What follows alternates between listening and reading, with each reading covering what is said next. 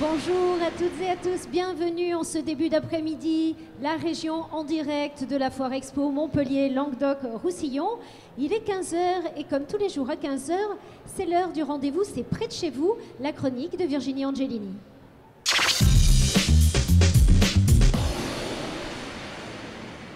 Bonjour Virginie. Bonjour Virginie. Ah ben voilà, de Virginie pour le prix d'une aujourd'hui. Comment allez-vous? De quoi allons-nous parler? Nous allons parler d'éducation à l'art contemporain, donc d'art contemporain, mais de lycéens qui rencontrent des artistes, des expositions, des métiers de l'art, et en particulier l'art contemporain.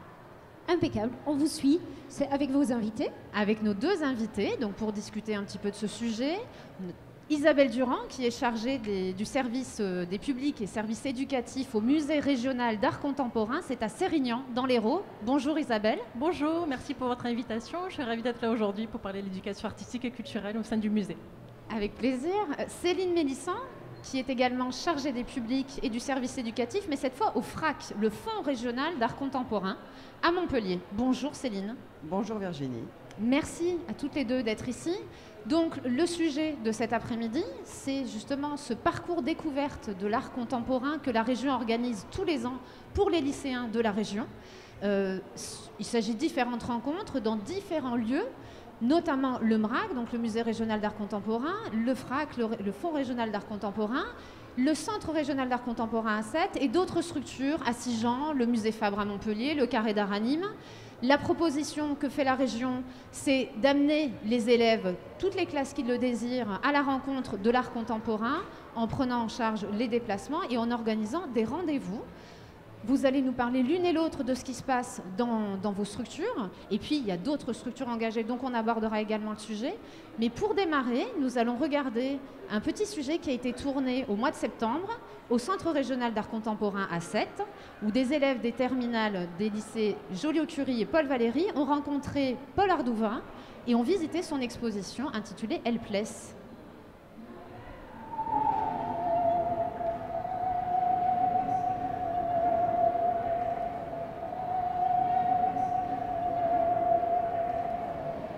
Genre quand je suis devant une œuvre, parfois l'artiste, t'as l'impression qu'il est en vachement hauteur et dit vas-y grimpe, viens avec moi, je vais t'expliquer, enfin essayer de comprendre. Je préfère quand il est avec nous, qu'il nous accompagne. Personnellement, je pense que c'est très important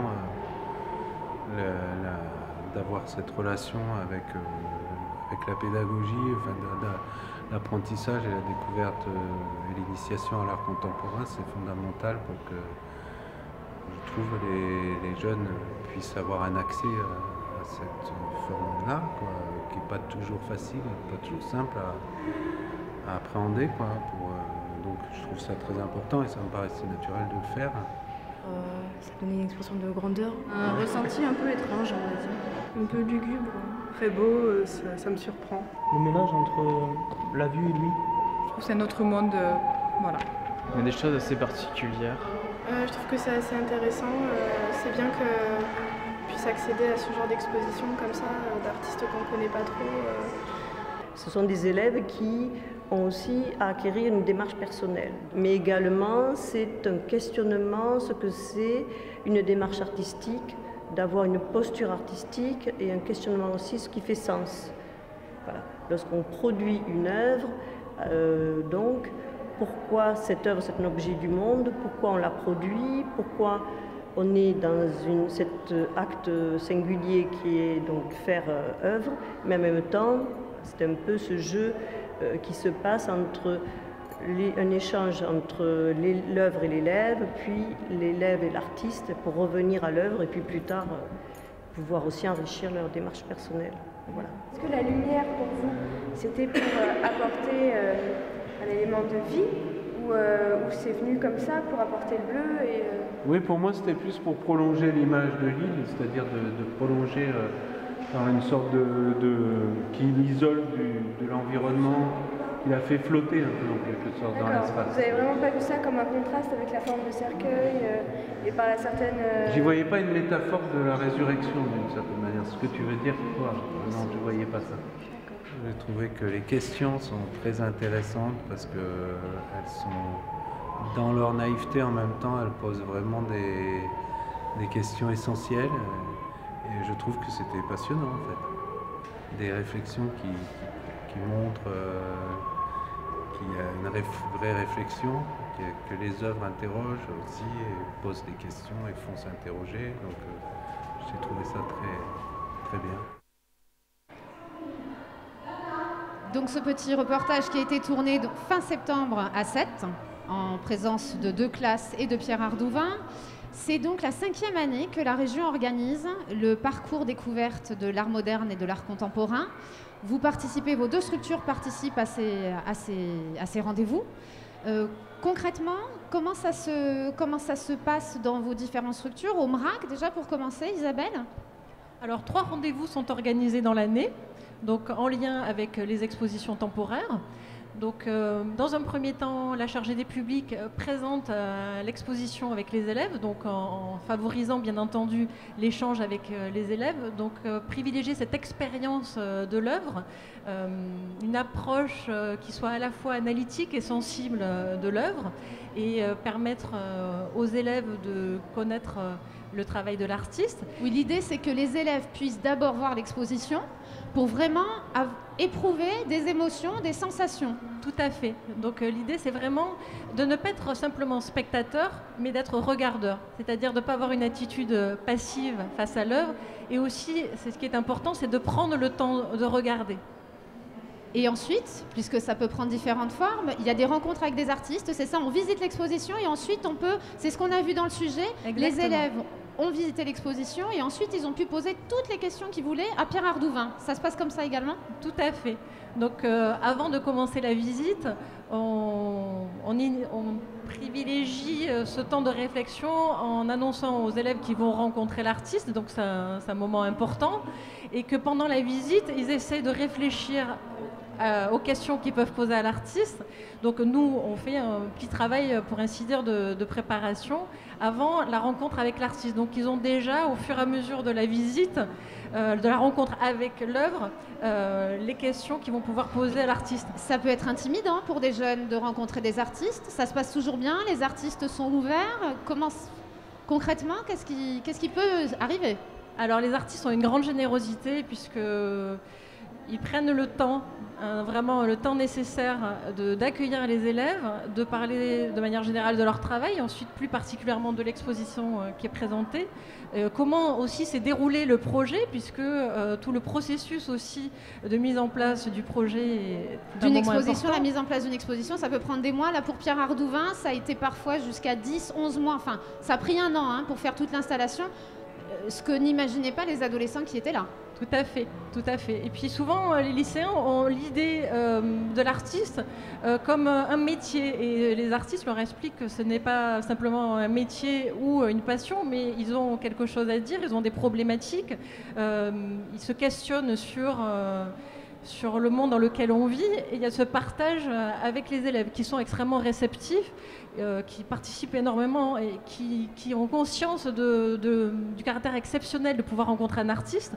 Et c'est aussi l'avantage de l'art contemporain, les artistes sont vivants et on a ces moments de rencontre qui peuvent être possibles. Oui, les artistes sont vivants, c'est ça. C'est pareil au FRAC, Oui, on fonctionne aussi avec beaucoup de rencontres entre les lycéens et les artistes. Effectivement, on essaye d'inviter les artistes au moment où ils exposent leurs œuvres. Et on propose aussi que les lycéens à la fois débattent, questionnent l'artiste et des temps de visite avec l'artiste aussi pour appréhender différemment les œuvres finalement. Toutes les questions sont possibles? Ah, complètement, oui. Moi, ce que je voyais en tout cas au CRAC à Sète, c'est que c'était autant de la technique que de l'inspiration. Qu'est-ce que c'est que le beau? Enfin, c'est tous azimuts, quel que soit l'âge. Oui, la particularité des jeunes, c'est qu'ils n'ont pas forcément une très grande expérience de l'art et de l'art contemporain. Donc effectivement, tous les questionnent, tous les interpellent. Ils sont curieux, ils n'ont pas de préjugés et donc librement, ils s'interrogent sur aussi bien des questions effectivement techniques que de contenu, de sens ou de sensibilité, effectivement, un ressenti par rapport à telle œuvre ou telle autre. Oui, parce qu'il y a une particularité au FRAC, on n'a pas bien défini, chacune des structures fonctionne un peu différemment. Le MRAC, c'est un musée à temps plein avec une collection permanente. Donc il y a une collection que peuvent visiter les élèves, mais il y a des expositions temporaires, c'est ça? Exactement, donc il y a une collection, donc à peu près 400 œuvres, et le musée organise 3 expositions par an, donc sur un temps de 4 mois environ. Donc les élèves ont la possibilité de visiter à la fois les collections et les expositions temporaires. Donc on peut mettre en place auprès des enseignants des visites qui peuvent être thématiques ou la rencontre avec une exposition d'un artiste, sachant que les expositions peuvent être collectives avec différents artistes invités. Ou alors des expositions comme celle de Pierre Ardouvin consacrée à un seul artiste, donc une exposition monographique. Monographique, c'est ça. Le FRAC, comment ça fonctionne? Voilà, c'est un petit peu différent dans la mesure où alors, on existe depuis un petit peu plus longtemps, donc on a une collection aussi, mais qui comprend plus de 1300 œuvres. Et la particularité donc, des FRAC, il existe un FRAC par région, ça a été créé au début des années 80 sous l'égide du ministère de la Culture en accord avec chaque région. Et donc la particularité, c'est que c'est considéré comme un musée sans mur. À savoir donc, nous disposons d'une galerie où on invite des artistes à produire des œuvres spécifiques, mais nous avons cette collection que nous faisons circuler principalement sur l'ensemble du territoire régional. Ce qui veut dire que tous les ans, on organise au moins une quarantaine d'expositions, alors aussi bien dans des établissements scolaires et des lycées notamment, qu'avec des communes, des agglomérations, des associations ou d'autres structures culturelles. Avec une particularité au FRAC également, la salle d'exposition est collée à une salle un peu plus technique, on va dire. Oui. Donc il y a des rencontres avec des artistes, mais il y a des rencontres aussi avec les différents métiers de l'art. C'est ce qui peut se passer. Justement, dans le cadre du parcours découverte, on a privilégié donc 2 journées phares qui sont dédiées effectivement à la découverte des métiers liés à l'art contemporain. Et dans ce cadre-là, donc les lycéens peuvent rencontrer différentes personnes, différents métiers. Notamment par exemple des producteurs d'œuvres. Alors ça c'est un métier qu'ils découvrent complètement. On n'a pas idée qu'effectivement on fait appel à des personnes qui ont des compétences techniques très particulières pour produire des œuvres parfois assez impressionnantes. Oui, parce que dans l'art contemporain, c'était le cas notamment pour Pierre Ardouvin. Il y a un immense rideau qui tient tout le mur, toute la surface du mur de la première salle d'exposition. Il faut concevoir ça, c'est-à-dire que c'est conçu par l'artiste, mais derrière, il faut le réaliser. Donc c'est ce qu'on appelle les producteurs d'œuvres. Voilà, tout à fait. Donc la particularité des artistes aujourd'hui, c'est qu'ils peuvent produire en fonction de leur projet toutes sortes d'œuvres avec des techniques extrêmement variées, différentes, et donc ils ne peuvent pas être spécialistes techniquement de tous ces domaines. Donc souvent, ils font appel effectivement à des producteurs d'œuvres. Il y a également le métier de médiateur. Alors ça, c'est un peu lié à l'art contemporain. On en a rencontré au CRAC, il y en a également au MRAC. Bien entendu. Quel est le profil un petit peu qui sont ces médiateurs que peuvent rencontrer les élèves? Alors, les médiateurs font le lien entre l'œuvre et le public, tous les publics, en particulier les lycéens, mais également le grand public.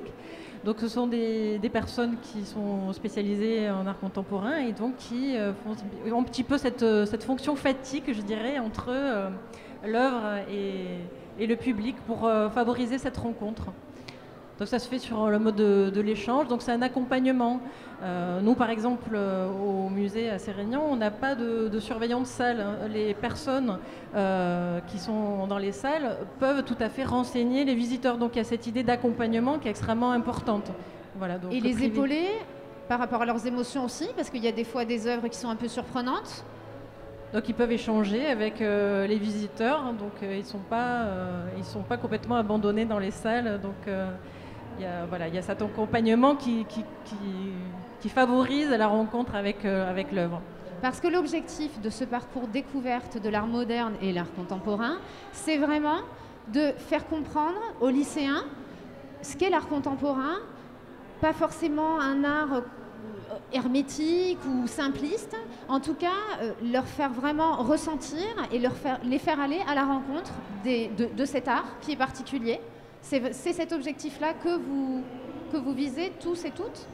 Oui, bien sûr, c'est pour ça que dans le cadre du parcours découverte, il y a ces 2 journées phares donc pour nous de découverte des métiers, mais on a multiplié aussi les possibilités de rencontres avec des artistes. On en organise une douzaine par an à peu près. Et c'est vrai qu'il y a toujours un côté magique à rencontrer l'artiste et puis une facilité de dialogue. Ils se rendent compte de cette facilité de dialogue et ça casse un petit peu la sacralité qu'on peut voir à rentrer dans un espace d'expo, voir des œuvres, etc. On n'est pas au musée, on est malgré tout dans des espaces peut-être plus dynamiques, plus ouverts, en tout cas dans la représentation qu'on peut s'en faire. Et voilà, pour nous, ce qui est important effectivement dans la médiation, c'est d'ouvrir l'espace, c'est de rendre possible la rencontre. Et on n'est plus du tout dans au niveau de la médiation, on n'est plus dans une version visite guidée où le médiateur tient un discours. On est beaucoup plus dans un dialogue, dans une discussion. Les idées rebondissent d'un élève à l'autre et comme ça, on avance et on aborde les œuvres. Tout ne se passe pas que dans les structures. On n'a pas que rendez-vous au FRAC ou au MRAC ou au CRAC pour découvrir l'art contemporain. Il y a également, les structures vont vers les élèves dans les établissements. Qu'est-ce qui a été réalisé? Qu'est-ce qui est possible de faire dans ce cadre-là? Alors par exemple, à Sérignan, dans le cadre de conventions qui ont été signées entre la région et donc les lycées de la région de Roussillon, donc qui ont la gratuité, qui peuvent bénéficier de la gratuité au musée, ainsi comme vous l'évoquiez tout à l'heure, donc la région prend en charge le transport des lycéens. Donc dans le cadre de ces conventions, nous avons signé 10 cette année, donc 5 nouvelles. Et en particulier avec le lycée Marc Bloch, donc, qui a ouvert ses portes en septembre dernier. Qui vient d'être inauguré, oui, à la rentrée. Voilà. Donc des artistes sont invités à réaliser des résidences qui durent entre 4 et 6 semaines. On peut expliquer ce que c'est une résidence? L'artiste s'installe quelque part et effectue un travail, c'est ça? Voilà, donc entre 4 et 6 semaines, donc, un enseignant va inviter un artiste, donc la résidence va être financée donc, par la région, et il va aller à la rencontre des élèves, mais il s'agit d'un projet d'établissement, c'est pas uniquement rencontrer les élèves d'une seule classe, mais faire un projet qui va concerner tout l'établissement. Donc les artistes vont rencontrer les élèves, leur présenter leur travail et ensuite donc réaliser leur travail qui va ensuite être restitué au sein de l'établissement scolaire. Avec une participation des élèves donc. Alors ça dépend, parfois avec la participation des élèves, parfois c'est la participation des élèves qui va nourrir le travail de l'artiste. Donc c'est vraiment une rencontre c'est la synergie entre les élèves et le travail de l'artiste qui va pouvoir conduire à la réalisation de nouvelles œuvres. Le FRAC intervient également ? Oui, on accompagne aussi des résidences d'artistes dans les lycées. Alors nous, étant donné que la collection doit être particulièrement mobile, on profite de cette occasion pour, en général, demander à l'artiste en résidence s'il souhaite faire un commissariat d'œuvres à partir de la collection. Alors un commissariat d'œuvres. Alors c'est donc choisir un certain nombre d'œuvres de la collection qui sont en résonance par rapport à son travail et donc les accrocher, les installer dans un espace dédié au sein de l'établissement.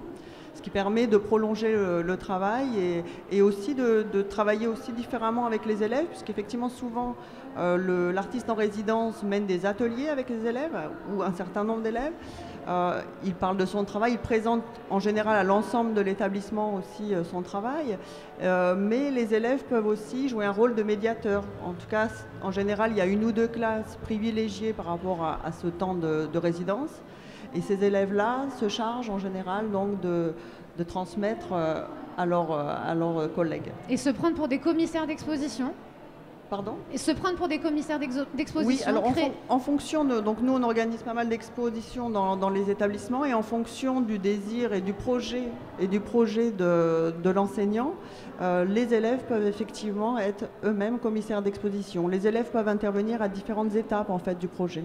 Créer des expositions, choisir les œuvres, comment les installer, où? Voilà, parfois il y a un travail d'écriture aussi qui est fait pour accompagner tout ça, un travail de création aussi des élèves au niveau art plastique, art appliqué. Ça dépend un petit peu des professeurs impliqués et de la teneur du projet. Oui. Mais tout est possible? Tout est possible, oui.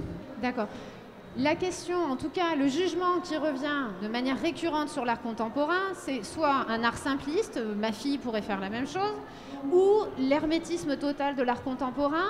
Si on met en place un programme, un parcours de découverte, ça veut dire quoi? Est-ce que ça signifie pas, et ça donne pas du grain à moudre aux gens qui disent que l'art contemporain, c'est hermétique et il faut l'expliquer? Et à partir du moment où on explique un art, c'est que c'est pas de l'art, c'est que c'est raté, c'est que c'est snob.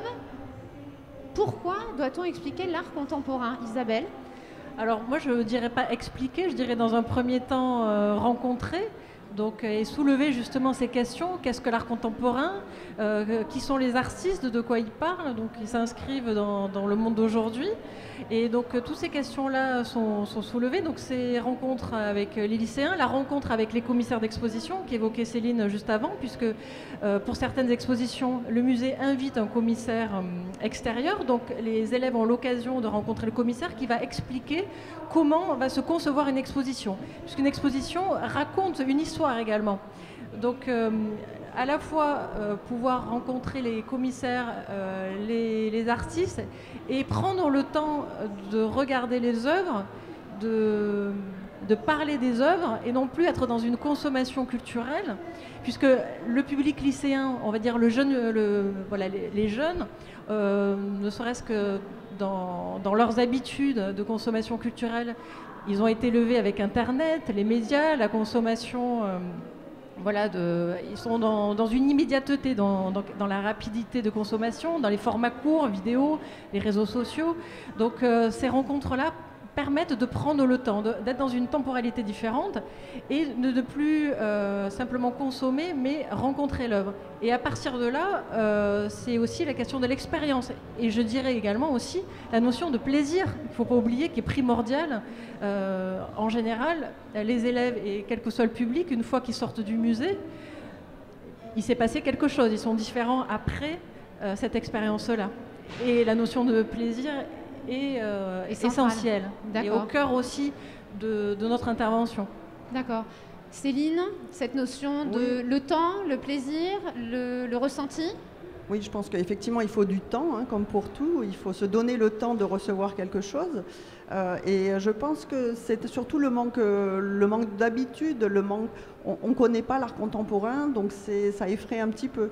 Mais toutes les expériences qu'on mène avec les plus jeunes, même des fois des tout petits enfants, montrent bien que quand on n'a pas de préjugés et qu'on ne s'empêche pas de regarder, finalement les choses sont complètement accessibles.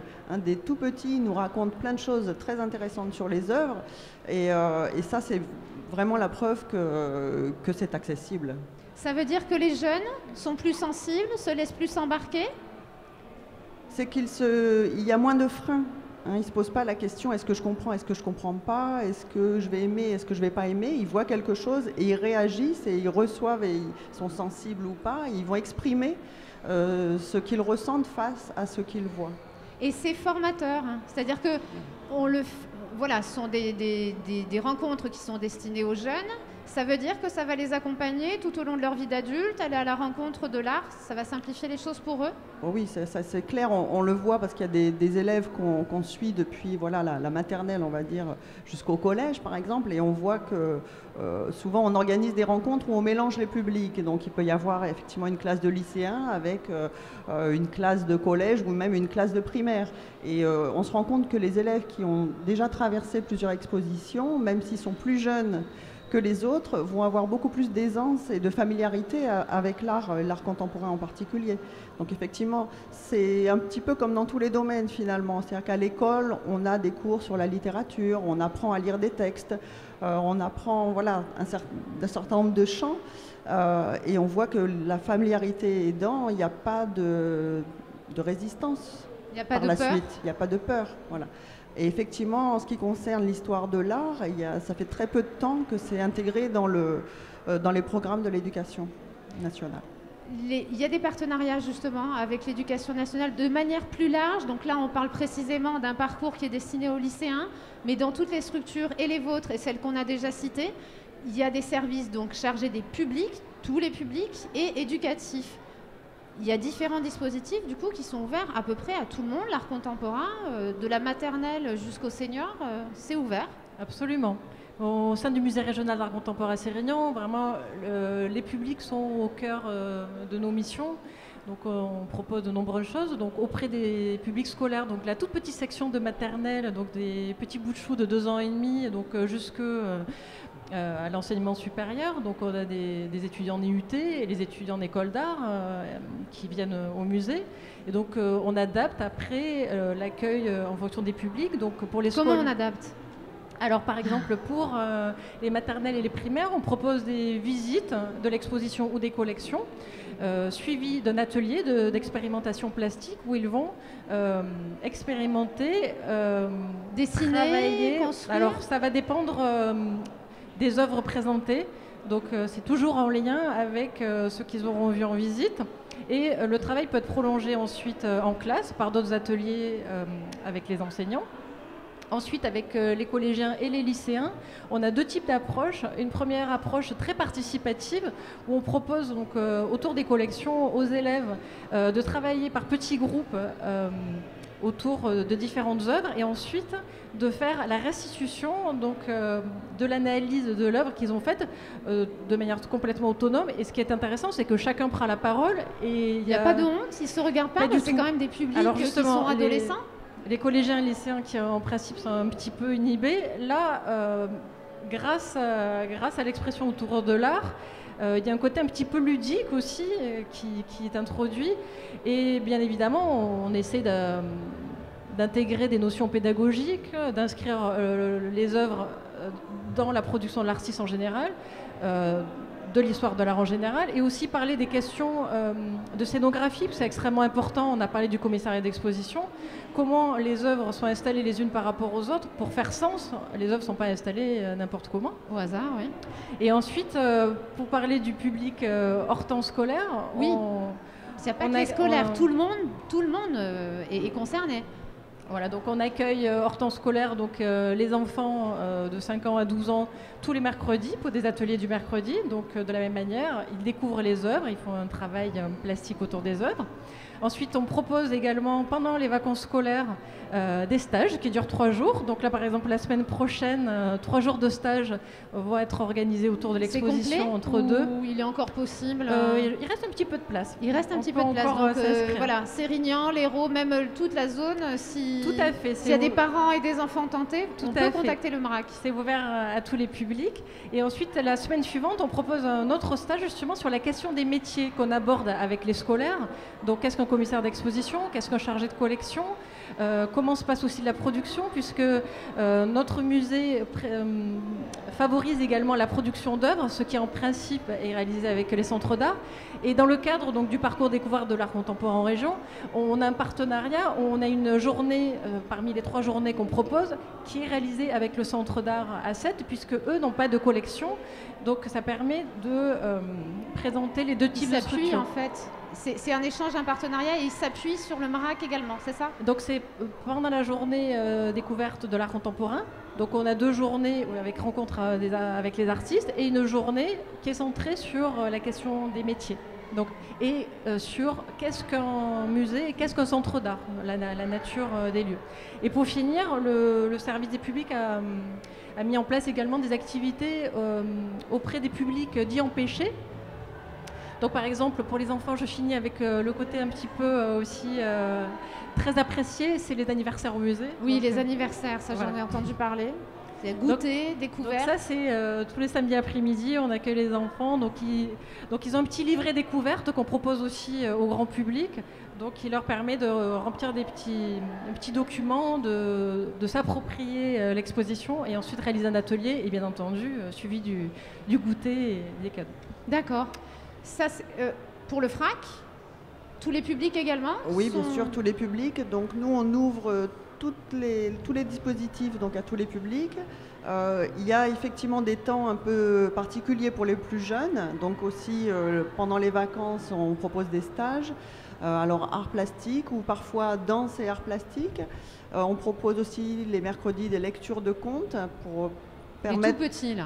pour les plus petits, pour avoir un temps justement où on peut rêver, imaginer, où le regard circule et où ça incite quelque part à une certaine contemplation, un temps justement que notre société ne nous permet pas toujours, pour ensuite effectivement faire un parcours avec une fiche découverte, fiche jeu avec les enfants dans l'exposition.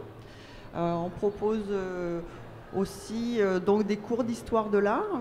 Donc ça aussi, c'est a priori plutôt pour les scolaires au départ, mais on ouvre aussi et tous les publics peuvent y participer. Le prochain a lieu le 5 décembre autour de l'art et l'engagement, puisque c'est un peu la thématique de notre prochaine exposition. Donc oui, il y a pas mal de dispositifs qui sont mis en place pour tous les publics. Les prochains rendez-vous... Pardon, Isabelle. Simplement, juste un petit mot concernant donc, tous les publics.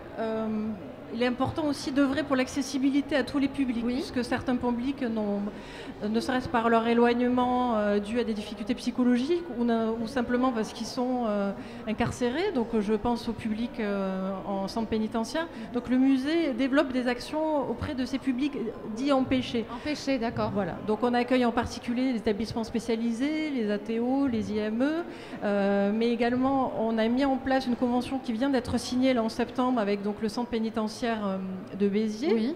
Voilà, et dans cette convention, ça permet de mettre en place des visites des personnes détenues qui bénéficient d'une autorisation de la part du juge d'application des peines pour venir visiter le musée. Et ensuite, on propose des interventions d'artistes au sein du centre pénitentiaire. Donc ça, c'est extrêmement important de pouvoir avoir accès à l'art. Et pour finir, on a également, dans le cadre d'une convention culturelle à l'hôpital, un artiste en particulier, Marc Pateau, qui a commencé cet été, donc une résidence au centre de jour Victor Hugo à Béziers, donc autour de la photographie. Et pour également favoriser l'accessibilité, on a également des labels. Donc on a œuvré pour pouvoir permettre l'accessibilité au public en situation de handicap auditif. On vient d'obtenir le label Tourisme Handicap Auditif pour le handicap psychologique et mental. Voilà. D'accord. Les prochains rendez-vous dans chacune de vos structures. Mais Céline. Alors, le vernissage de la prochaine exposition, c'est le 23 octobre. C'est une exposition donc, dont les commissaires sont deux artistes qui vivent dans la région, Pablo Garcia et Nicolas Dauban. Donc, pour rebondir sur ce que tu disais, c'est également donc, un projet qui part en fait d'ateliers que ces deux artistes ont mené à la maison d'arrêt de Villeneuve-les-Maguelones. Et donc, ils organisent cette exposition qui s'appelle Easy, qui va rassembler un certain nombre d'œuvres d'autres artistes sur donc, cette notion de travail pour les détenus, d'oppression sociale et d'enfermement. Et donc, il y aura une vente de t-shirts réalisés par les détenus et l'argent donc, qui sera tiré de cette vente servira à l'acquisition de livres d'art pour constituer un fonds qui intégrera ensuite la maison d'arrêt. Donc, dans le cadre de cette exposition, il y a un certain nombre d'événements qui vont avoir lieu, notamment deux conférences. Une le 15 novembre donc, de l'artiste Nicolas Dauban, une le 19 décembre d'un chercheur universitaire de Perpignan qui s'appelle Dominique Sistac, donc sur la notion de liberté individuelle. Il va y avoir également un cours d'histoire de l'art, donc, comme je le disais, le 5 décembre sur l'art et l'engagement. Et puis deux ateliers, un atelier danse et lecture de contes le 13 novembre et un atelier danse et art plastique et lecture de contes le 11 décembre. D'accord, où là, il y a toutes les formes d'art se rejoignent. Voilà, tout à fait, oui. D'accord. Isabelle, il y a des expositions temporaires qui vont démarrer au Musée régional d'art contemporain. Oui, alors déjà, c'est le dernier jour pour pouvoir visiter l'exposition en cours qui se termine le 3 novembre, donc entre deux. Donc pour lesquels on a mis en place un nouveau rendez-vous. On a mis en place les dimanches en famille. Oui. Voilà. Donc le 27, est-ce que vous pouvez expliquer un petit peu ce que c'est que les dimanches en famille? Donc là, le prochain rendez-vous, ça va être le 27 octobre. Donc l'idée, c'est d'accueillir le dimanche suivant, voilà, les adultes et les enfants qui viendraient en famille pour réaliser une visite de l'exposition, donc avec le petit livret jeu découverte et ensuite suivi d'un atelier, donc un moment à partager tous ensemble. Il faut préciser que les documents pédagogiques, en tout cas ce que vous fournissez, il y a le concours d'enseignants détachés par le rectorat dans vos structures pour justement faciliter cette éducation, cette accessibilité à l'art contemporain. Oui, tout à fait.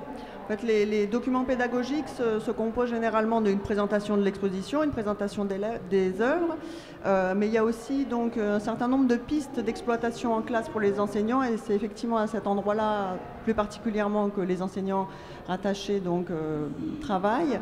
Et puis aussi des liens avec l'histoire des arts, puisque maintenant c'est au programme et que parfois les enseignants ont besoin de notre concours pour étoffer un petit peu cet aspect-là. Isabelle? Oui, nous avons également 2 enseignants, un enseignant au lycée, un enseignant en collège, donc pour nous permettre d'accueillir de bonnes conditions donc nos près de 6000 scolaires qu'on accueille par an au sein du musée. Il y a 2 expositions à venir. Oui, tout à fait, 2 importantes expositions donc, qui vont s'inaugurer le samedi 16 novembre. Donc c'est Raphaël Zarka et Alerte Météo 4, donc la 4e édition de l'exposition consacrée aux jeunes diplômés des écoles d'art de la région. Concrètement, ce sont des diplômés des écoles d'art de la région qui ont une production, c'est leur production qui est présentée? Voilà, c'est une production qui est présentée. Donc, le musée a invité une commissaire, Karine Vonazurcher, à sélectionner parmi l'ensemble des productions donc, des jeunes diplômés certaines œuvres, et donc avec ce fameux travail de commissariat dont on a parlé tout à l'heure. Donc le musée, d'une part, non seulement a une programmation qui permet de montrer des artistes de renommée internationale, mais également est un soutien aux jeunes qui sont issus des écoles d'art de la région. Donc, et Raphaël Zarka est également à des attaches dans la région, et c'est l'autre exposition qui va démarrer au MRAC. Voilà, donc Raphaël Zarka, qui est un vidéaste, sculpteur, et qui va présenter donc, une œuvre sur les 2 niveaux du musée autour de 2 formes qu'il affectionne particulièrement. Qu'il avait trouvé à Sète. Qu'il a trouvé au port de Sète. À Frontignan, tout à fait. Voilà, le rhombicotaèdre. Vous pouvez répéter? Le rhombicotaèdre. D'accord. Juste pour terminer, est-ce qu'on peut donner quelques éléments pratiques pour venir au MRAC et au FRAC? Céline, c'est où? Alors, quel tarif? C'est dans le quartier Gambetta. L'ensemble de nos propositions sont gratuites. La galerie est ouverte donc au tout public les après-midi, donc du mardi au samedi, et pour les groupes sur rendez-vous, donc là toute la semaine de 9h à 17h. Et puis on a un site, donc fraclr.org, et puis il y a un site aussi dont s'occupe le FRAC qui regroupe en fait les agendas de l'ensemble des structures art contemporain de la région, qui s'appelle d'ailleurs Art Contemporain Languedoc-Roussillon. D'accord, le MRAC, donc le musée régional d'art contemporain, donc est ouvert du mardi au dimanche, donc de mardi au vendredi de 10h à 18h, et le week-end donc de 13h à 18h. On est simplement fermé le lundi et les jours fériés. En revanche, le musée est payant. C'est un musée, mais il est gratuit pour les moins de 18 ans. Donc voilà. Et c'est à Sérignan. Voilà, à Sérignan. À côté de Béziers. À côté de Béziers, tout à fait. Merci beaucoup Céline, merci beaucoup Isabelle d'être venue parler avec nous d'art contemporain. Virginie, convaincue, vous allez aller à Sérignan avec vos enfants? J'ai trouvé ça très intéressant et j'ai appris beaucoup de choses. Merci beaucoup, merci à vous. Merci Virginie. On se retrouve demain? On se retrouve demain, je serai encore là. Et ben là, ce sera plutôt... De quoi va-t-on parler? Voilà, ce sera du patrimoine, on va avoir un sujet sur les ports antiques de Narbonne. Toutes les découvertes qui ont été réalisées depuis plusieurs années, dans le cadre notamment d'une convention entre la région et le CNRS. Les trouvailles, Narbonne, c'était le 2e port antique après Ostie à Rome. Et donc nous aurons 3 invités, des archéologues, qui vont nous raconter un petit peu les choses merveilleuses qu'on a trouvées à Narbonne. Un programme passionnant demain après-midi à 15h. Mais avant ça, nous allons nous retrouver dans une dizaine de minutes pour parler justement de cette région Languedoc-Roussillon et la parcourir de département en département à travers un rendez-vous que vous attendez nombreux. C'est le jeu Destination Languedoc-Roussillon. On se retrouve dans 10 minutes.